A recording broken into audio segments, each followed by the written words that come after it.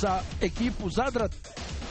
11 njegovih poena u prvom poluvremenu, 16 u drugom za ovog povremenog reprezentativca Hrvatske, da to tako formulišemo.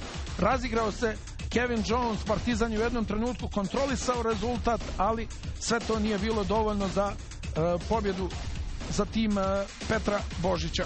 Toliko što se tiče ovog meča. Ostanite uz program Arena Sport televizije. Od sutra kreće i koledž sezona.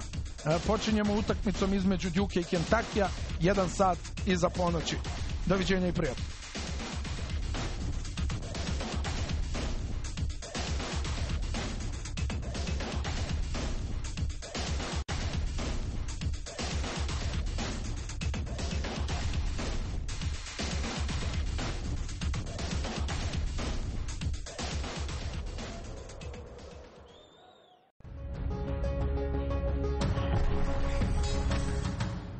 Dugo smo u biznisu komunikacija i želeli smo da korisnicima ponudimo sadržaj koji će ih iznenaditi i istinski zabaviti.